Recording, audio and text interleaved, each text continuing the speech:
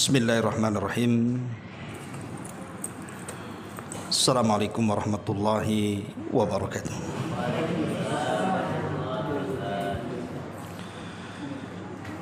Alhamdulillah wassalatu wassalamu ala Rasulillah wa ala alihi wa sahbihi wa mawalah wa la hawla wa la quwata illa billahi wa ba'du. Alhamdulillah, di malam hari ini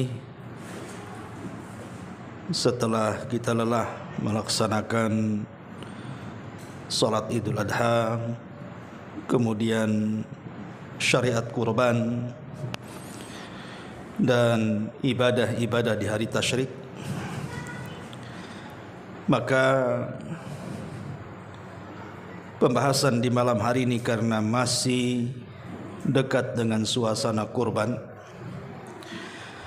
maka kita akan membahas satu kisah di dalam Al-Quranul Karim yang syarat dengan pelajaran dan ibrah dari pengorbanan Nabiullah Ibrahim kepada putranya Ismail alaihi salatu wassalam. Kita tahu bahwa kisah kurban di dalam Al-Quran itu tidak begitu saja disyariatkan oleh Allah Subhanahu wa ta'ala kepada kita kecuali melalui adanya pengorbanan.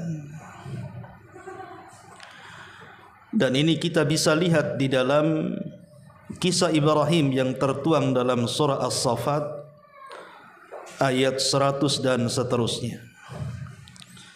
Di sini Allah Subhanahu wa taala menggambarkan bagaimana Ibrahim berkurban,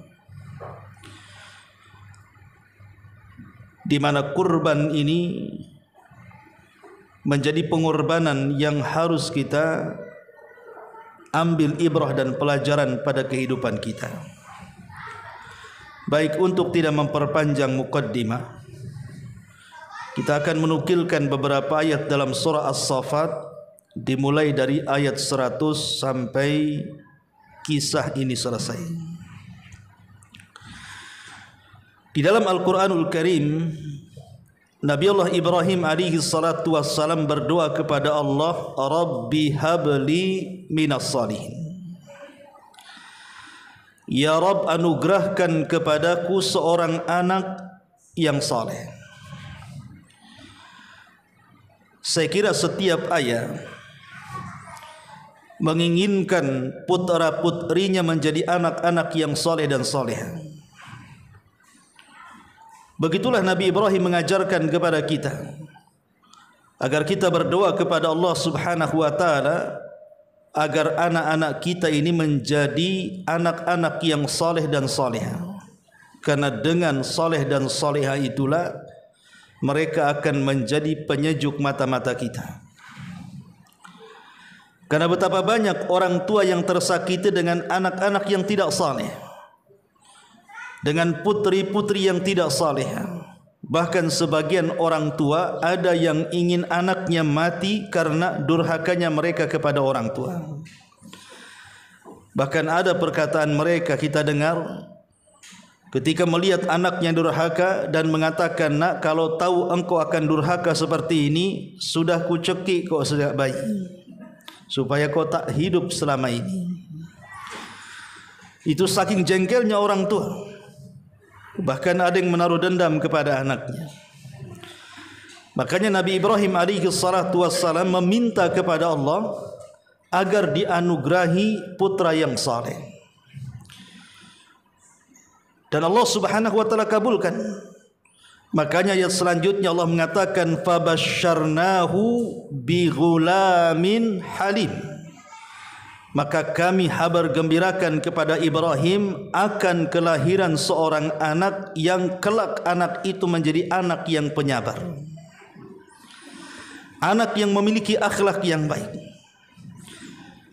Kenapa di sini Allah Subhanahu wa ta'ala pilih kalimat sabar? Di antara ciri anak-anak yang saleh Karena kedudukan sabar itu dalam badan ibarat kepala. Tanpa kepala badan tidak akan hidup. Kalau dalam kehidupan kita tidak sabar, sama dengan mayat berjalan. Karena sabar itulah yang menentukan kesuksesan. Dan itulah poros daripada akhlak mulia adalah kesabaran. Sejengkel apapun anak kepada orang tua, boleh jadi orang tua itu tidak mendidiknya, atau boleh jadi orang tua itu membuangnya, meletakkan di panti asuhan, atau membuangnya entah di mana kemudian diambil orang. Tapi ketika anak itu besar menjadi anak yang saleh, maka dia tetap tidak akan menaruh dendam kepada orang tuanya. Kenapa demikian? Karena perintah berbuat baik kepada orang tua itu adalah perintah Allah, bukan sistem barter. Bukan kalau orang tua baik sama saya akan baik sama orang tua. Kalau orang tua bertanggung jawab sama saya akan jaga dan rawat orang tua. Bukan begitu. Tapi perintah berbuat baik anak kepada orang tua itu adalah karena perintah Allah. Sekalipun orang tuanya jahat, tetap saya harus berbuat baik. Karena itu perintah Allah, bukan perintah orang tua. Dia akan tetap sabar dengan perintah Allah Subhanahu wa taala, makanya akan melahirkan anak yang saleh. Sekejam apapun orang tua kepada anak, dia akan tetap sabar. Dan akan tetap birrul walidain, karena dia yakin birrul walidain itu adalah perintah Allah dan akan mendapatkan pahala besar. Makanya Allah mengambil kalimat sabar, fabasyarnahu bigulamin halim. Kemudian Allah Subhanahu wa taala mengatakan falamma balagha ma'ahu sa'ya, maka tatkala anak itu maksudnya Ismail sampai pada usia yang sanggup untuk berusaha. Kita tahu bahwa Nabi Ibrahim alaihi salatu wassalam ini menginginkan anak sedari muda. Ketika dia menikah dengan Sarah, dia menghendaki keturunan. Tapi Allah Subhanahu wa taala uji Nabi Ibrahim berpuluh-puluh tahun tidak diberikan anugerah anak. Sampai usianya menua, kemudian istrinya pun dinyatakan mandul, sudah tidak ada harapan punya anak.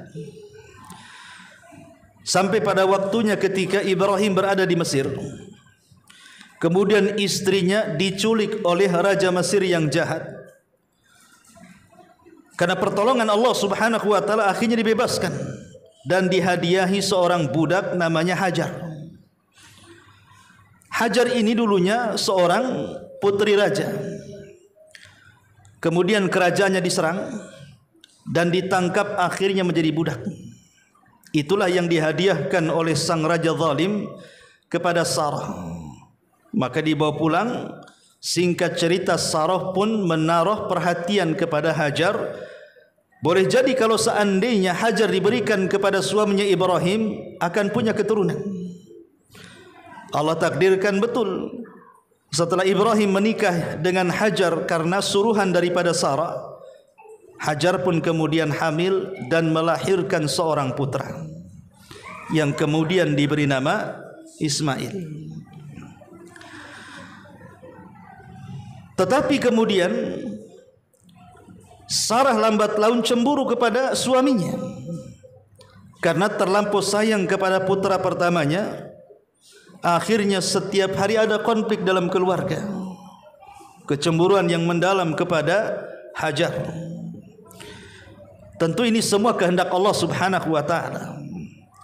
Makanya Allah Subhanahu wa taala memerintahkan Ibrahim untuk memisahkan keduanya dengan cara satu diletakkan di Palestina, maksudnya Sarah, dan satu diletakkan di negeri Arab.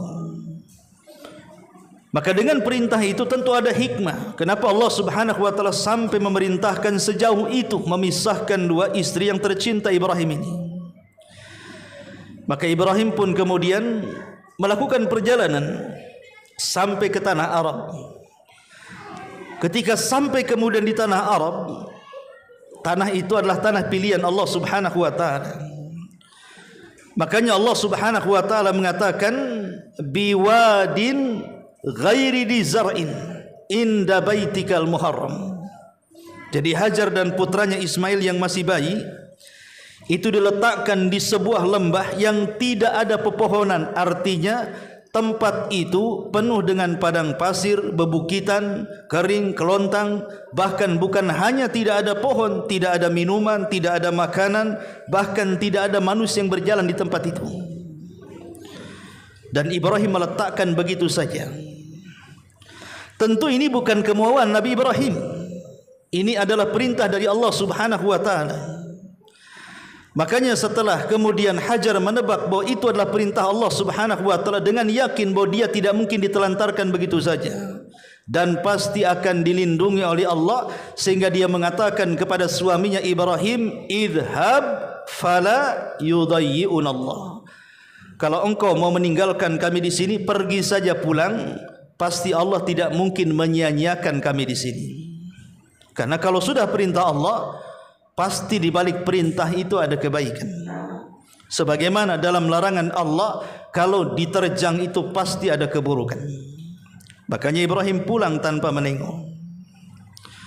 Ketika Nabi Ibrahim kemudian sudah jauh, akhirnya berhenti menatap, kemudian berdoa kepada Allah Subhanahu wa taala agar negeri yang ditempati Hajar dan Ismail ini menjadi negeri yang aman. Banyak rezeki yang akan dilimpahkan dan doa-doa yang luar biasa yang didoakan Ibrahim untuk tempat penempatan Hajar dan Ismail itu. Setelah kemudian Ibrahim pergi, 1-2 hari perbekalan itu habis. Disinilah kemudian Hajar mencari air untuk minum, sehingga akhirnya dia lari ke Bukit Safa, kemudian memandang ke bawah, seolah-olah ada air tetapi tidak ada air. Itulah fata morgana. Tidak ada air seolah-olah ada air. Maka dia lari ke bawah, rupanya tidak mendapatkan air. Naik lagi ke Bukit Marwah sampai 7 kali putaran. Makanya kemudian menjadi syariat sa'i di dalam manasik haji dan umrah. Singkat cerita, akhirnya karena kelelahan dan khawatir dengan bayinya Ismail yang menangis, maka dia segera menemukan Ismail. Rupanya di sampingnya sudah ada malaikat Jibril. Kemudian Jibril pun mengepaskan sayapnya, menancapkan di dekat kaki Ismail. Tiba-tiba keluar air. Air yang memuncrat dari bawah tanah ke atas. Saking senangnya kemudian Hajar ini, dia pun langsung membendung sambil kemudian mengucapkan zam, zam, zam. Zam itu artinya mengambil tanah kemudian menumpukan sehingga menjadi sebuah bendungan. Makanya air itu kemudian disebut Zam-Zam. Itulah sejarah kenapa munculnya air Zam-Zam. Ya. Lah karena ada air tentu ada burung. Karena burung tahu di mana letak air. Akhirnya setiap hari dikelilingi oleh burung. Sehingga dari kejauhi orang-orang yang safar, terutama dari Yaman, ada sebuah kabilah namanya Jurhum melintasi tempat itu. Kebetulan mereka kekurangan air untuk minum. Maka dilihatlah kemudian ada burung yang berterbangan menandakan di situ ada air. Akhirnya diutuslah beberapa orang dari kabilah ini untuk mendekati. Rupanya betul di situ ada genangan air dan ada 2 manusia mulia, Hajar dan juga Ismail. Akhirnya mereka pun, karena orang-orang baik, kalau seandainya mereka orang jahat, mudah saja membunuh kedua orang ini dan menguasai airnya, karena air itu sangat bermanfaat di zaman itu. Tapi karena mereka orang-orang beradab, orang-orang berakhlak, sekalipun mereka orang-orang Badui, akhirnya mereka pun ingin meminta dengan sopan dan membagi makanan kepada kedua manusia mulia ini. Terjadilah barter minuman dan makanan. Sejak itulah Hajar tidak lagi kelaparan dan putranya. Jadi setiap mereka datang, maka mereka akan bawa makanan dan mereka akan tukar dengan air. Saking seringnya seperti itu, maka suku Jurhum ini meminta izin kepada Hajar untuk berkemah di sekitarnya. Lambat laun akhirnya semakin banyak, maka jadilah perkampungan yang disebut dengan kabilah Jurhum. Lah kabilah Jurhum ini berasal dari Yaman, bahasa mereka bahasa Arab. Ismail ini bukan orang Arab, orang Palestina. Tapi karena bergaul anak-anaknya setelah remaja, bergaul dengan anak-anak orang Arab, kecerdasan Ismail dalam berbahasa Arab menandingi anak-anak orang Arab itu sendiri. Makanya Ismail disebut Musta'arab. Dia bukan orang Arab, tapi karena fasih berbahasa Arab, maka dia dianggap Arab. Makanya para ulama mengatakan orang dianggap Arab itu bukan karena penampilan, bukan karena hidungnya mancung, orangnya tinggi, ganteng gitu ya. Tapi kalau yang keluar bahasa Jawa, maka dia bukan orang Arab, itu orang Jawa namanya. Kan banyak orang Arab yang lahir di Jawa, setelah besar satu Arab pun tak bunyi keluar, yang keluar bahasa Jawa. Maka itu bukan Arab, walaupun turunan Arab, kita katakan Anda orang Jawa. Atau mungkin dia lahir di Palembang, tak pandai bahasa Arab, bahasa Palembang dia pandai, berarti Anda bukan orang Arab, Anda orang Palembang. Kalau dia pandai bahasa Padang, Anda orang Padang ya. Tapi kalau seandainya wajahnya tidak ke Arab-Araban, peseknya ya belesek gitu ya, paling pesek sedunia, sipitnya kayak Cina, tetapi bahasa Arabnya mengalir dari lisannya, maka Anda orang Arab, walaupun bukan asli keturunan Arab. Karena Nabi Ismail disebut Musta'arab, orang Arab tapi bukan orang Arab karena pasti berbahasa Arab. Ma'asyiral muslimin wal muslimat rahimakumullah. Lah ketika Ismail di usia 14 sampai 15 tahun, disinilah cerita dimulai. Makanya Allah mengatakan falamma balagha ma'ahu sa'ya. Ketika Ismail sudah sampai kepada usia sa'ya, sa'ya itu usia di mana anak itu sudah bisa membantu orang tuanya, sudah bisa diajak berdialog, bertukar fikiran, membantu orang tuanya. Artinya tenaganya sudah muncul, pikirannya sudah ada. Dan itu anak kebanggaan. Kalau kita punya anak usia 15 tahun umpamanya, dia sudah hafal Quran, bisa berbahasa Arab, kemudian baik sama orang tua, kita kan bangga. Usia remaja tapi sudah membanggakan orang tua. Itulah Ismail, usia-usia membanggakan orang tuanya. Di sini kemudian Ibrahim alaihi salatu wassalam kemudian ingin mengunjungi putranya dan juga istrinya Hajar. Berangkatlah dari Palestina setelah 15 tahun menuju tanah Arab, dan tanah itu sudah ramai dengan suku Jurhum. Setelah berjumpa dengan putranya, kemudian ngobrol, sedang bersenang-senang 15 tahun tidak jumpa, secara otomatis kerinduan Ibrahim luar biasa kepada putranya, apalagi tidak punya anak laki-laki kala itu kecuali Ismail, belum ada keturunan yang lain. Makanya kecintaan Ibrahim luar biasa. Lah Nabi Ibrahim alaihi salatu wassalam itu kan dikenal sebagai Khalilur Rahman. Dia kekasih Allah Subhanahu wa taala. Jadi dari 25 nabi dan rasul, yang dapat gelar Khalilur Rahman itu cuma 2. Pertama Nabi kita Muhammad sallallahu alaihi wasallam, dan yang kedua Nabi Ibrahim alaihi salatu wasallam. Dua-duanya disebut Khalilur Rahman, kekasih Allah Subhanahu wa taala. Makanya Rasul mengatakan kepada Abu Bakar Siddiq radhiyallahu anhu dan mengatakan, seandainya Allah menyuruh aku untuk mengambil kekasih, tentu Abu Bakarlah orangnya. Tapi Allah sudah menjadikan aku kekasihnya, sehingga kecintaanku hanya kepada Allah Azza wa Jalla. Begitu juga Ibrahim alaihi salatu wassalam. Dia adalah kekasih Allah Subhanahu wa taala, sehingga tidak boleh membagi kecintaan kepada siapapun kecuali kepada Allah Azza wa Jalla. Lah ketika dia punya anak, mulai ada benih-benih kecintaan kepada putranya. Secara otomatis Seorang kekasih tidak boleh menduakan cinta. Namanya kekasih itu harus membulatkan cinta. Kalau sudah ada benih-benih kemudian mencintai yang lainnya, berarti bisa pudar kekasihnya. Makanya Allah menguji Ibrahim, apakah dia masih penuh full mencintai Allah, ataukah di hatinya ada yang lain yang dicintainya. Dari sinilah Allah menguji Ibrahim dengan cara mengorbankan Ismail. Makanya Allah Subhanahu wa taala mengatakan, qala ya bunayya inni ara fil manami anni adbahuka fanzur madza tara.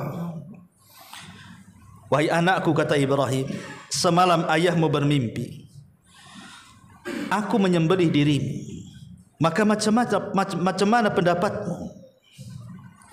Ini ujian berat, karena kita tahu bahwa mimpi para nabi itu adalah wahyu. Kalau seorang nabi bermimpi dan dalam mimpi itu ada perintah, berarti perintah dalam mimpi itu adalah wahyu. Karena wahyu itu turun kepada para nabi salah satunya melalui mimpi. Makanya Nabi Ibrahim alaihi salatu wasallam terperanjat. Kenapa harus memerintahkan menyembelih Ismail? Secara tidak langsung membunuh anaknya. Tapi begitulah ujian Allah Subhanahu wa taala, ingin lihat apakah Ibrahim ini sudah terbagi kecintanya kepada Allah dan putranya Ismail. Kalau itu terjadi berarti Ibrahim tidak akan sanggup menyembelih putranya. Tapi kalau dia tidak menyembelih putranya, berarti gelal Khalilur Rahman akan dicabut. Makanya kemudian dia pun mengatakan kepada Ismail, saya, kata Ibrahim, semalam bermimpi nak, ayahmu ini menyembelih dirimu. Macam mana pendapatmu? Sebenarnya kalimat ini tidak layak diucapkan. Kalimat bagaimana pendapatmu? Kenapa?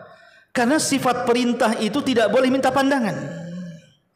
Sifat perintah itu sami'na wa ata'na, mendengar, laksanakan. Itulah sifat perintah. Lihat di militer itu, kalau sudah jenderal mengatakan bunuh, bunuh, bantai, bantai, serang, serang, pukul, pukul, kan begitu modelnya. Itu sifat perintah. Di dalam makhluk saja seperti itu. Kalau sampai kemudian perintah jenderal tidak dilaksanakan, bisa dihukum dia. Maka Allah Subhanahu wa taala min babil aula. Tapi kenapa Ibrahim alaihi salatu wassalam meminta pendapat putranya? Bukankah perintah itu tidak boleh minta pendapat? Harusnya Ibrahim langsung ambil pisau gorok putranya. Tapi dia malah mengulur waktu dan mengatakan fanzur madza tara. Bagaimana pendapatmu? Ya. Ulama tafsir mengatakan Ibrahim ini bukan ingin minta pendapat, tapi Ibrahim juga ingin menguji putranya. Jadi Ibrahim ingin menguji putranya, apakah dia lulus dalam ujian atau tidak. Makanya dia meminta pendapat seperti itu untuk mengujinya. Tapi karena Ismail putra Ibrahim dan putra daripada wanita yang paling tawakal kepada Allah Azza wa Jal, Hajar, makanya dia dengan tegas mengatakan, ya abatif alma tu'mar satajiduni insyaallahu minas sabirin. Dia mengatakan, wahai bapakku, laksanakan apa yang diperintahkan Allah. Subhanallah, lihat bahasa Quran. Ismail tidak mengatakan kepada ayahnya, ya abatif alma turid, wahai ayahku, lakukan apa yang kau mau. Tetapi Ismail mengatakan, if alma tu'mar, laksanakan apa yang diperintahkan. Artinya penyembelihan itu bukan kemauan ayahnya. Kalau kemauan ayahnya pasti bahasanya if alma turid, lakukan apa yang kau kehendaki. Tapi karena ini perintah Allah, bahasanya if alma tu'mar, lakukan yang diperintahkan. Berarti bukan kemauan bapaknya, tapi diperintahkan Allah di sini. Kemudian Allah mengatakan, satajiduni insyaallahu minas sabirin. Lakukan apa yang kau perintahkan. Lakukan apa yang Allah perintahkan, karena engkau akan mendapati diriku insyaallah, jika Allah berkehendak, aku ini termasuk anak yang sabar. Lihat bagaimana Ismail menggunakan bahasa insya Allah. Kenapa menggunakan bahasa insya Allah? Seolah-olah Ismail ingin mengatakan kepada Ibrahim, kalau penyembelihan ini adalah kehendakmu hai ayahku, dan juga kehendak Allah, lakukan. Aku akan sabar. Karena di sini ada kehendak Allah, bukan kehendak bapaknya saja. Tapi kalau penyembelihan itu hanya kehendak kamu saja, tidak ada kehendak Allah, maka aku tidak akan sabar. Makanya dia menggunakan kalimat insya Allah, jika Allah berkehendak. Jadi seolah-olah Ismail ingin mengatakan, kalau penyembelihan diriku atas kehendakmu plus kehendak Allah, aku juga siap disembelih, dan aku akan sabar dalam penyembelihan ini. Subhanallah. Inilah keteguhan Ismail alaihi salatu wassalam sama dengan ayahnya. Kalau ini perintah Allah, lakukan. Dan harusnya seperti itu seorang mukmin. Innama kana qaulul mu'minin idza du'u ila Allahi wa rasulihi liyahkuma bainahum an yaqulu sami'na wa ata'na. Kunci perkataan seorang mukmin, kalau Allah dan Rasulnya memerintahkan untuk menghukumi sebuah perkara, maka seorang mukmin cukup mengatakan sami'na, kami dengar, wa ata'na, dan kami siap laksanakan. Begitulah yang ditanamkan di dalam Islam. Karena di balik perintah pasti ada kebaikan, menjauhi larangan juga ada kebaikan. Kalau melanggar pasti ada madarat. Ma'asyiral muslimin yang dimuliakan Allah Azza wa Jalla. Kemudian dikisahkan saat Ibrahim sudah mau mengeksekusi Ismail putranya, maka Ibrahim pun kemudian membawa Ismail ke Jumratul Aqabah, tempat lempar jumrah itu di Mina. Dijauhkan dari ibundanya supaya tidak sedih dan tidak diberitahu. Tetapi setelah sampai di Jumratul Aqabah, tempat pelemparan jumrah, Nabi Ibrahim dicegat oleh syaitan. Sebagaimana riwayat Imam Ibnu Huzaimah dan Baihaqi dan Imam Ibnu Hibban, setan datang kepada Ibrahim, kemudian mengatakan, ya Ibrahim, atadzbahu ibnataka li ajli ru'yak. Hai Ibrahim, apakah engkau akan menyembelih putramu hanya gara-gara mimpi saja? Pikir. Setan mulai datang kepada Ibrahim, ngasih was-was untuk membatalkan perintah Allah, dan mengatakan, hei Ibrahim, masa gara-gara mimpi kau percaya kau akan sembelih putramu? Lihat bagaimana setan memberikan was-was untuk supaya Ibrahim tidak taat kepada Allah Azza wa Jalla. Makanya kemudian Ibrahim langsung mengambil 7 butir batu seruas-ruas jari, kemudian melempar setan dengan batu itu dan mengatakan Allahu Akbar, Allahu Akbar sampai 7 kali. Sehingga pelemparan ini menjadi salah satu manasik haji dalam lempar jumrah. Melempar 7 kali butir itu. Kemudian sampai di Jumrah Wusta, sama dihadang setan, dikasih was-was seperti itu, dilempar lagi dengan 7 batu. Kemudian sampai di Jumrah yang sugra, yang kecil, dihadang lagi setan, dilempar 7 kali batu juga, sampai berkata Allahu Akbar. Ibrahim lulus dari was-was syaitan. Ketika kemudian sudah menjauh daripada Jumrah Aqabah, di tempat penyembelihan, maka Ismail alaihi salatu wassalam pun kemudian siap untuk disembelih, tetapi meminta syarat kepada Ibrahim alaihi salatu wassalam. Apa syaratnya? Ismail alaihi salatu wassalam meminta 3 syarat. Syarat yang pertama, Ibrahim alaihi salatu wassalam meminta kepada Ismail, atau Ismail meminta kepada Ibrahim alaihi salatu wassalam, pertama dia minta diikat. Kenapa diikat? Sebab tidak kabur. Antum kalau nyembelih kambing tidak diikat, pasti dia kabur kan? Lihat pisau saja udah was-was dia, pasti dia akan lari memberontak. Makanya Ismail ingin betul-betul melaksanakan perintah Allah, ikat aku. Subhanallah, bagaimana dia minta diikat. Kemudian syarat yang kedua, Ismail alaihi salatu wassalam minta supaya yang disembelih itu bukan tenggorokannya, tetapi tengkuknya di sini. Makanya hukum pancung tidak seperti menyembelih binatang. Hukum pancung itu di sini, bukan di sini. Kenapa?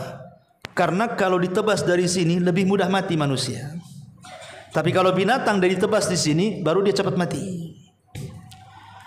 Tapi Ismail punya alasan sendiri kenapa dia minta ditebas tengkuknya, supaya wajahnya terpendam ke tanah, sehingga ayahnya tidak bisa memandang wajahnya dan hanya melihat rambutnya saja. Sebab kalau seandainya Ibrahim memandang wajah Ismail saat menyembelih, kemudian terkenang bagaimana anak yang selama ini dinanti-nanti kelahirannya, setelah kemudian remaja tiba-tiba disembelih, timbul kasihan, bisa saja tidak jadi menyembelih. Makanya dia minta agar wajahnya tidak dipandang, supaya tidak ada timbul kasihan, sehingga membatalkan perintah Allah subhanahu wa ta'ala. Kemudian yang ketiga, Ismail minta dijauhkan, disingsingkan pakaian ayahnya, supaya satu darah yang netes dari leher Ismail tidak mengenai pakaian ayahnya Ibrahim. Sebab kalau tampak oleh ibundanya Hajar bahwa itu darah anaknya Ismail, maka akan membuat merana dan sedih sepanjang masa. Itulah 3 syarat yang diminta Ismail untuk dilaksanakan oleh ayahandanya Ibrahim saat menyembelihnya. Maka Allah subhanahu wa ta'ala mengatakan, falamma aslama wa tallahu lil jabin. Maka ketika keduanya telah berserah diri, artinya dua-duanya siap melaksanakan perintah Allah, baik Ibrahim atau Ismail, maka Ibrahim membaringkan anaknya lantas pelipisnya. Dia baringkan anaknya, kemudian memendamkan pelipisnya ke tanah. Kemudian dia mengeluarkan pisau. Pisau ini sebagian riwayat walaupun dilemahkan, itu yang mengambil Ismail dari rumahnya, dan tali yang mengikatnya pun Ismail yang mengambilnya, padahal dia yang mau disembelih. Bagaimana itu? Persiapan untuk penyembelihan dirinya, tapi dia yang mempersiapkan segalanya. Menunjukkan apa? Menunjukkan kepasrahan Ismail kepada Allah Azza wa Jalla. Makanya kemudian Ibrahim alaihi salatu wassalam ketika betul-betul mengeluarkan pisau itu dan sudah ditajamkan, maka mulailah dia memperjalankan pisau itu di tengkuk Ismail. Subhanallah, terjadi mukjizat besar di sini. Pisau yang tajam itu berusaha untuk mengiris tengkuk Ismail, tapi tidak bisa. Kayak kita lihat ada pisau tumpul nyembeli leher sapi, tidak apa-apa lehernya, capek saja tangannya. Jadi pisau itu yang tadinya tajam dibuat tumpul. Siapa yang menumpulkannya? Allah subhanahu wa ta'ala. Ditumpulkan sehingga berkali-kali Ibrahim mengiris leher tengkuk Ismail, tidak bisa luka. Begitulah mukjizat Allah subhanahu wa ta'ala. Dia yang telah menjadikan api yang membakar Ibrahim dingin, dia pula yang menumpulkan pisau Ibrahim saat menyembelih Ismail.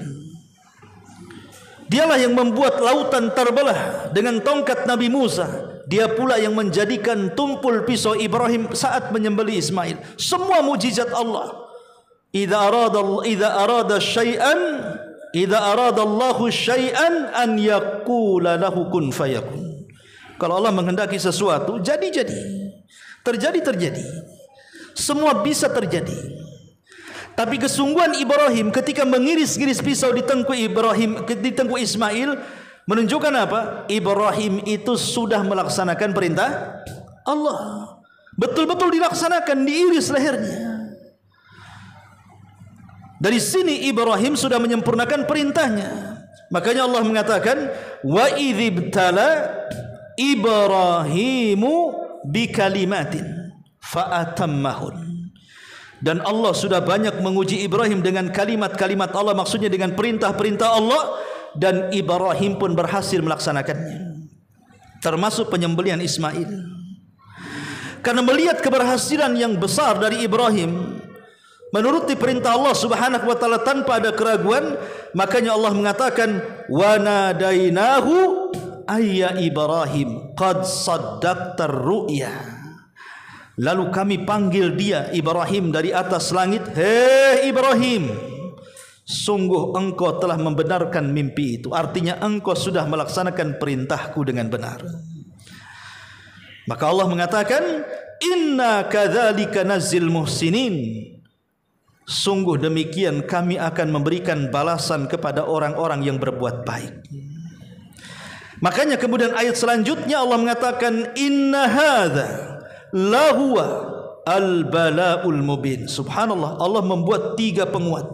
Inna, sesungguhnya, hadza, peristiwa penyembelian ini, la, sungguh, huwa al-bala'ul mubin, sebuah ujian yang berat bagi Ibrahim. Karena tidak pernah terjadi sejak zaman Nabi Adam sampai Nabi yang terakhir kita, Nabi Muhammad sallallahu alaihi wasallam, perintah Allah untuk menyembelih putranya, kecuali Ibrahim saja. Coba bayangkan, Nabi kita Muhammad sallallahu alaihi wasallam pernah juga ditinggal oleh putra-putranya. Dari Qasim meninggal di waktu bayi, Abdullah meninggal di waktu bayi. Tapi putra yang ketiga beliau Ibrahim putra Maria meninggal lagi lucu-lucunya 1 tahun 6 bulan. Itu lagi lucu-lucunya tuh. Tiba-tiba kemudian meninggal di usia Rasul sudah sepuh, mengharap anak laki-laki yang merupakan kebanggaan. Makanya kemudian menyesakkan dada Nabi sampai menangis 3 hari. Sampai Abdurrahman mengatakan, ya Rasulullah, kenapa anda menangis? Bukankah anda yang melarang untuk menangis saat melihat kematian? Maka Nabi SAW mengatakan, ya Abdurrahman, innal aina la tadma wa innal qalba la tahzan wa inna bifirakika ya Ibrahim la mahzunun. Hei Abdurrahman, yang namanya mata sedih itu pasti meneteskan air mata. Yang namanya kesedihan itu pasti menyesakkan dada. Perpisahanku dengan Ibrahim tidak kusangka. Inilah yang menyempitkan dadaku. Tapi ketahuilah bahwa aku tidak pernah mengucapkan sesuatu kecuali yang diridhai Allah. Dan sesungguhnya kedua air mataku adalah air mata kasih sayangku kepada putraku Ibrahim. Nabi SAW menderita karena anaknya yang dicintainya meninggal dunia, dan itu bukan disembelih karenanya. Ia sakit kemudian meninggal. Bagaimana kita bayangkan kalau seandainya anak yang kita cintai tiba-tiba disuruh disembelih dan kita yang menyembelihnya kemudian mati di hadapan kita? Mana ada orang tua yang tega seperti itu? Tidak ada yang tega kecuali orang-orang yang mampu melakukan ujian yang berat ini, dan itu tidak bisa dilakukan kecuali oleh Khalilur Rahman Ibrahim alaihi salatu wassalam. Makanya Allah memberikan 3 penguat di sini. Sesungguhnya dan sesungguhnya dan sesungguhnya, ini benar-benar ujian yang berat kepada Ibrahim. Ma'asyiral muslimin yang dimuliakan Allah Azza wa Jalla, setiap kebaikan pasti ada balasan, ikhwan. Sekecil apapun kebaikan antum, pasti ada balasannya. Makanya kalau ada kebaikan di depan kita, jangan ditunda-tunda. Kalau kita bisa lakukan, lakukan. Karena di balik kebaikan yang kita lakukan itu pasti ada balasan yang besar. Tidak mungkin Allah menyia-nyiakan orang berbuat baik. Walaupun hanya sekedar mengambil hal-hal yang mengganggu orang berjalan di tengah jalan, ada paku, ada beling, ada lubang yang kita kubur, pasti ada kebaikan di situ. Pasti ada kebaikan. Maka Nabi Ibrahim juga sama. Ketika dia sudah melaksanakan perintah Allah Subhanahu wa taala, datang kebaikan. Apa kebaikannya? Wa fadainahu bidzibhin azim, dan kami tebus anak itu, maksudnya Ismail, dengan seekor sembelihan yang sangat besar. Abdullah ibn Abbas radhiyallahu anhu mengatakan, kambing ini berasal dari surga. Diambil oleh 2 malaikat, diturunkan ke dunia. Warnanya sangat putih dan bertanduk dan sangat gemuk. Ada yang mengatakan bahwa kambing itu adalah kambing yang pernah dikorbankan oleh siapa? Habil, ketika berkorban untuk mencari jodoh. Maka yang disambar halilintar oleh Allah adalah kambingnya Habil dan membiarkan korbannya Qabil. Kambing Habil inilah yang diangkat ke sorga, kemudian diturunkan di masa Ibrahim. Itulah sebagai pengganti dari penyembelihan Ismail. Maka dari sini Allah katakan wa fadainahu bidzibhin azim, dan kami tebus anak itu dengan seekor sembelihan yang sangat besar.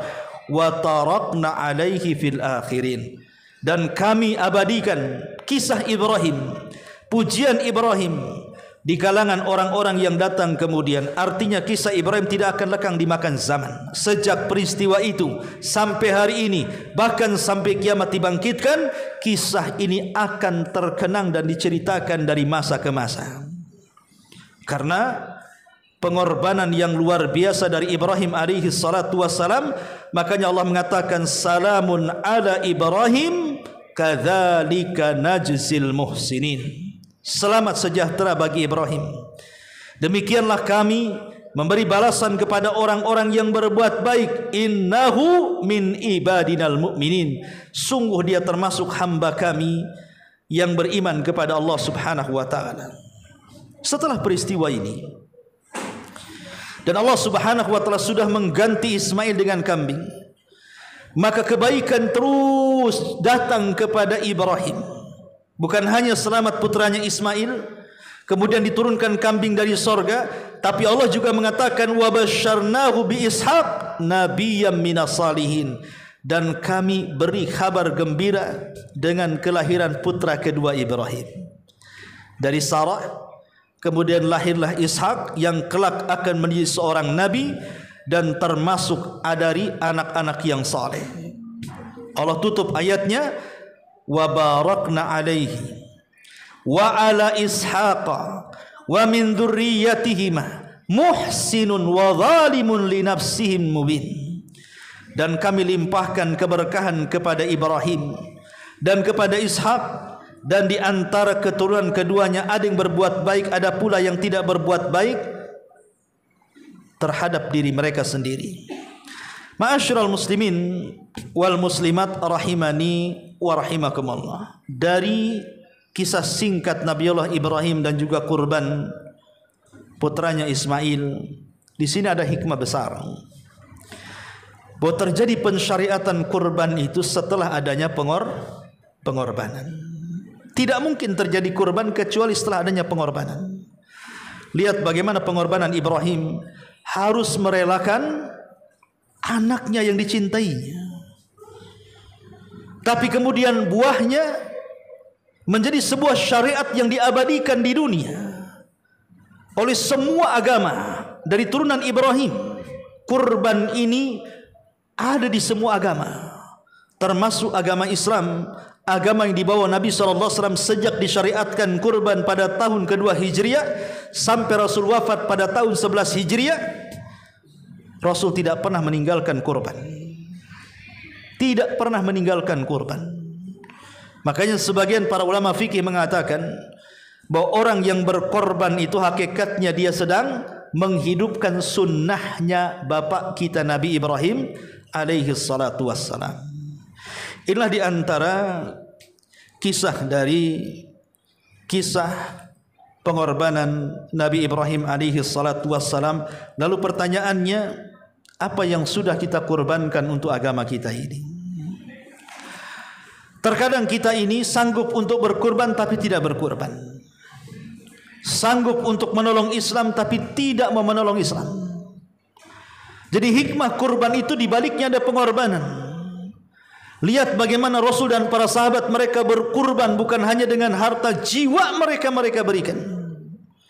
Betapa banyak para sahabat yang mati syahid, betapa banyak para sahabat yang bangkrut, tapi bukan bangkrut begitu saja. Mereka berjual beli dengan Allah subhanahu wa ta'ala. Mereka tahu semua uang yang mereka keluarkan balasannya surga. Maka kisah ini menjadi inspirasi bagi kita. Bukan hanya sekedar kita melaksanakan kurban untuk mengenang ihya, menghidupkan sunnah Nabi Ibrahim saja, tapi lebih daripada itu, kurban itu inspirasi untuk kita senantiasa berkorban demi agama kita. Baik dengan jiwa kita, dengan waktu kita, dengan tenaga kita, dengan biaya kita, dengan segala kemampuan kita.